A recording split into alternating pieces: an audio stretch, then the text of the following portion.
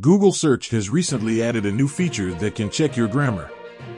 This is a great way to improve your writing skills and make sure that your documents are free of errors. To use the grammar check feature, simply type your text into the Google search bar and click on the grammar button. Google Search will then analyze your text and provide suggestions for improvement.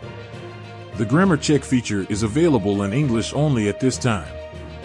However, Google plans to add support for other languages in the future. Here are the steps on how to activate the grammar check feature in Google Search. Open Google Search. Type your text into the search bar.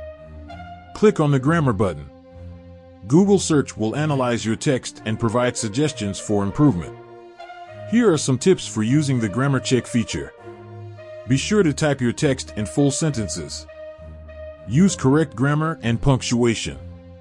Avoid using slang or informal language. Proofread your text carefully before submitting it.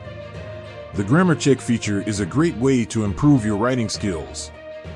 By using this feature, you can make sure that your documents are free of errors and that your writing is clear and concise. Here are some additional benefits of using the grammar check feature. It can help you to identify and correct grammar errors.